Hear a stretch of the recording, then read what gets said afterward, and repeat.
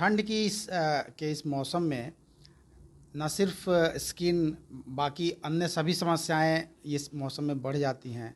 तो हमारी त्वचा, चूँकि सबसे पहले जो बाहरी इन्वायरमेंट का जो भी चेंज है, जैसे जो ठंड काफ़ी बढ़ी है, तो उसका सबसे अधिक प्रभाव हमारी त्वचा पर ही पड़ता है। इसी को झेलना पड़ता है, क्योंकि स्किन ही हमारा बाहरी स्किन का शरीर का बाहरी दीवार है। तो हमारी त्वचा, हमारा चेहरा हो, हमारे बाल हों, तो इन पे इस ठंड का बेशक बहुत ही प्रतिकूल प्रभाव पड़ता है। तो अगर शुरुआत करें सबसे पहले बालों से, तो ठंड में बालों की, हमारे पास जो पेशेंट्स आ रहे हैं इस मौसम में, तो सबसे अधिक बालों के गिरने की समस्या से लोग परेशान हैं। बालों की समस्या ठंड में इस वजह से ज़्यादा बढ़ जाती है। एक, जैसे आपने कहा कि लोगों को आज जो सफाई है, नहाना, शैम्पू करना, तो इसकी फ्रीक्वेंसी कम हो जाती है।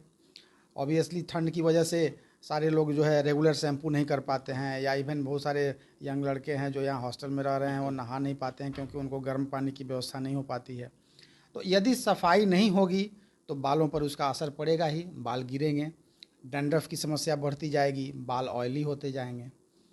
दूसरी चीज़ बालों के साथ जो है वो है कि अगर इस मौसम में डैंड्रफ के, चूँकि खुश्कता जो वातावरण में जो शुष्क मौसम है, तो हमारे स्किन जैसे ड्राई होने लगता है, उसी तरह बालों की त्वचा भी ड्राई होने लगती है, तो उस पर पपड़ी बनने लगता है। तो इस वजह से जिनको डैंड्रफ की समस्या है या जिनको ऑयली बालों की समस्या है, उनको ये परेशानी ज़्यादा बढ़ जाती है। तो इस वजह से बाल की समस्या की वजह से हमारे पास पेशेंट ज़्यादा आ रहे हैं।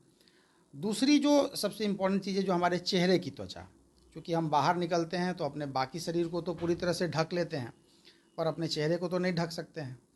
तो चेहरे पे इस मौसम की वजह से जो बाल हवा में जो ह्यूमिडिटी कम हो जाती है, जो ड्राई वेदर जिसको हम लोग कहते हैं, शुष्क मौसम, तो ये मौसम हमारे स्किन से जो नमी है उसको छीन लेता है। इस वजह से हमेशा सर्दियों में जो है सभी लोगों को ड्राई स्किन की प्रॉब्लम होती है। तो अपने फेस पे ड्राइनेस अगर बढ़ेगी तो ऑब्वियसली जो भी पहले से चेहरे पे जिनको समस्याएं हैं, चाहे वो पिंपल्स हों, चाहे वो छाइयाँ हों, या वैसे भी, तो उनको ये समस्या ज़्यादा होने लगती है। तो फेस के लिए मैं अभी आपको बताऊंगा कि कैसे अपना ध्यान रखना है चेहरे के लिए। ओठों पे ओठ ड्राई होना, ओठों पर पपड़ी पड़ना, क्रैक्स हो जाना, इवन कि उसमें से ब्लड आने लगना, ये समस्या लेकर पेशेंट्स आते हैं हमारे पास। और उसी तरह हाथों पैरों की त्वचा, जो खुला पार्ट है, जो हमारा कवर्ड पार्ट है, उसको तो हमारे कपड़े बचा लेते हैं, लेकिन हाथों पैरों की जो त्वचा है वो मोटी त्वचा है। तो इन पर भी जो मौसम का प्रतिकूल प्रभाव पड़ता है, मौसम की वजह से हाथों पैरों की त्वचा भी सूख जाती है, ड्राई हो जाती है। तो ये सारी समस्याएं नहीं, सबसे पहले तो आपका जो दैनिक कार्यकलाप है, जो अपने रोज़मर्रा के टाइम में आप अपने दिनचर्या में कुछ छोटे से बदलाव लाकर आप इन परेशानियों से काफ़ी हद तक बच सकते हैं। जैसे मैंने कहा कि बालों को, अगर बालों में समस्या ज़्यादा है तो बालों को सफाई ज़रूरी है। तो यदि संभव हो तो आप कम से कम सप्ताह में 2 से 3 बार एंटी फंगल शैम्पू जाते हैं, कीटोकोनाजोल वाले शैम्पू जाते हैं, तो उनका प्रयोग कम से कम हफ्ते में 2 बार भी यदि कर लेते हैं, गुनगुने पानी से, यदि नहीं अगर ठंडे पानी से आप सफाई कर सकते हैं तो गुनगुने पानी से। बहुत अधिक गर्म पानी जो है वो भी बालों पर ख़राब प्रभाव डालता है, तो बालों का जो कलर है, टेक्सचर है, उसको ड्राई करा देता है। तो गुनगुने पानी से सफाई रखें। दूसरा चीज़ है हमारे चेहरे की त्वचा। तो बाहर निकलने से पहले, घर में यदि आप हैं तो थोड़ा प्रभाव कम होता है ठंड का। यदि आप बाहर निकलते हैं, या जिन लोगों को रेगुलर डेली बाहर निकलना पड़ता है, तो ऐसे लोग चेहरे की सफाई के लिए फेस वॉश की जगह पर क्लिंजर का इस्तेमाल करें, माइल्ड क्लिंजर, जो कि ड्राई होने से बचाता है अपने चेहरे को, ड्राई स्किन को। और उसके बाद मॉइस्चराइज़र का प्रयोग ज़रूर से ज़रूर करें। मॉइस्चराइज़र एक ऐसी चीज़ है जो हर घर में उपलब्ध है। कॉमन जो बॉडी लोशन है, नहीं कुछ तो नारियल का तेल है, जैतून का तेल है, मलाई है, तो कुछ भी जो घर में आपके, वैसलीन है, पेट्रोलियम जेली है, तो इसका प्रयोग आपको ज़रूर से करना है नहाने के तुरंत बाद या चेहरा धोने के तुरंत बाद। जो हमारी त्वचा जब थोड़ी नम होती है, जब मॉइस्ट होती है, उस समय जब हम इसका इस्तेमाल करते हैं मॉइस्चराइज़र का, तो ये काफ़ी देर तक प्रभावी रहता है, ये बहुत देर तक स्टे करता है। तो मॉइस्चराइज़र ज़रूर लगाएं। उसके बाद यदि आपको बाहर निकलना है काफ़ी देर तक, अगर अभी तो धूप का प्रभाव बहुत कम है, लेकिन फिर भी पटना में धूप निकलना शुरू हो गया है, तो धूप से भी बचने के लिए, चूँकि सर्दियों में सारे लोग हम लोग को कहते हैं कि स्किन का कलर और काला पड़ रहा है, क्योंकि धूप अच्छा लगता है, तो धूप में लोग बिना सनस्क्रीन के जाते हैं। तो सर्दियों के लिए अलग तरह का सनस्क्रीन बना हुआ है लोशन फॉर्म में, तो उसको मॉइस्चराइज़र के ऊपर लगा लिया करें। उसी तरह हाथों पैरों के लिए अलग तरह से क्रीम बेस्ड, थोड़ा थिक क्रीम बेस्ड मॉइस्चराइज़र आता है।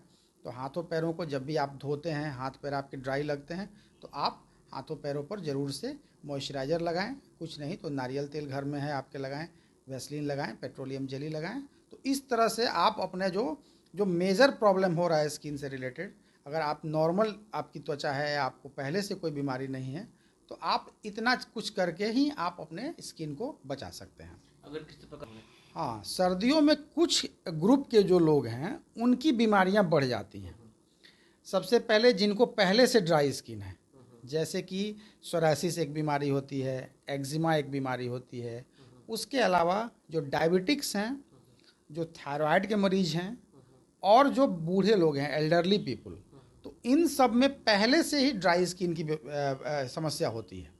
तो इन लोगों को जैसे ही सर्दी का मौसम आता है तो ये ड्राइनेस बढ़ जाता है, तो इनकी समस्या बढ़ जाती है। तो ऐसे लोगों को और अधिक खास ख्याल रखना है। ऐसे लोगों को अपने पूरे बॉडी को मॉइस्चराइज रखना है।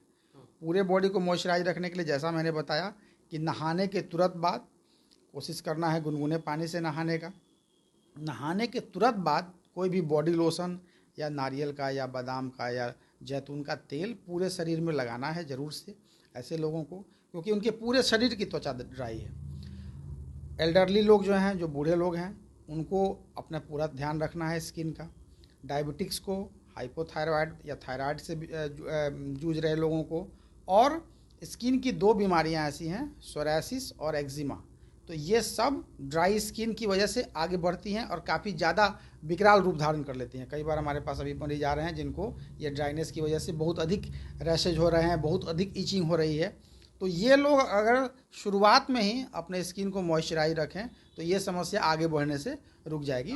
तो ऐसे ग्रुप के लोग अपना हो तो फिर डॉक्टर से कंसल्ट करना चाहिए। हाँ, अगर ये समस्या आपको ड्राई स्किन की वजह से भी अगर इचिंग ज़्यादा हो रही है या रैशेज ज़्यादा हो रहे हैं और आपको मॉइस्चराइज़र सिर्फ लगाने से या एक मामूली एंटी एलर्जिक टैबलेट खाने से ठीक नहीं हो रहा है, तो आप उसको आगे ज़्यादा बढ़ने से पहले आप अपने किसी डर्मेटोलॉजिस्ट से इसका सलाह ले लें।